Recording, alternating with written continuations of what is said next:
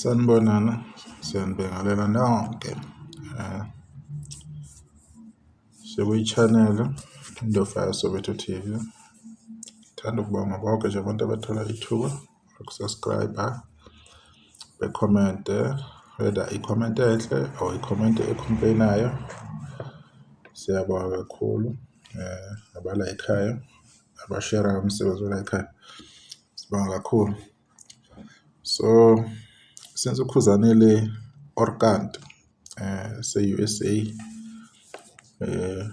lokho ehambe ngesikhathi eya kuma-Grammy Awards eyoba isicukuthwane laphana. Angazi noma isicukuthwane or i-dignity. So ube something lapha kodwa-ke ube khona i-point la ulokhu ededela ama-words of wisdom ukhuzana kulamalanga lapho bedlalisa ukotini isikhathi eside, and thina silokhu nje sifezile okuhle egameni likaMfokaMpungose. Umsebenzi wakhe uyayikhulumela, abantu bayawazi, so sina-update nje lapho nalapho. Kune-post lapha ayenzile nje enhle MfokaMpungose ethi, "I'm loving my time in Los Angeles, surrounded by amazing people. As I've grown older, I've learned to focus on what truly matters. I no longer entertain negativity or waste my energy on haters. Instead, I respond with success. It's the ultimate revenge. Let your achievement speak louder than any critic." Abasaziyo isiNgisi bayazi ukuthi uMfokaMpungose ukhuluma ngani laphana, urefera kuphi.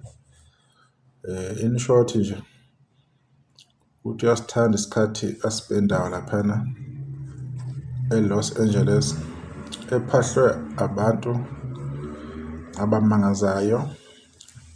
Njengoba ekhula nje usefunda ukuthi abheke kulokho okubaluleke kakhulu, asayinaki izinto ezi-negative or amoshe i-energy yakhe kubantu abamzondayo abangaboni okuhle. Kunalokho uzophendula ngempumelelo ngoba lokho kuyiyona nto eyomkhulumela kubantu. Akube izinto ozi-achievayo empilweni kube yizo ezikhuluma okudlula anything. Impumelo yakho akube yiyo egqiba abantu abakhuluma kakhulu ngomsebenzi wakho bawugxeke. Noma bekhona abantu abawugxekayo umsebenzi wakho, kodwa akubonakala ukuthi into oyenzayo iyaphikisana nale abantu abayikhulumayo ngawo. So in short nje ukhuzane ukhuluma ngabazi la bantu abahlale begade iy'mpilo zabantu, osigada abanye ukuthi benzani, abangakhoni ukuthi bephile bona ngaphandle kokuthi benze izinto zabo.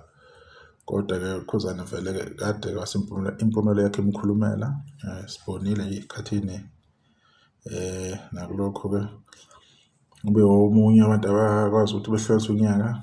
Steshi Mhlobo Wenene nengoma yakhe ethi Mbongolo, i-album yakhe iyamkhulumela, isahamba kahle njengamakhekhe ashisayo. So yilokho-ke nje bese kureporter okwamanje, abantu beqhubeka-ke bethenga amathikithi belungiselele ukuya le eCarnival City be-stream music kakhuzana Mpungose nabanye abaculi abenza kahle ngingabakhohlwa. Bekuyilokho nje, siyabonga.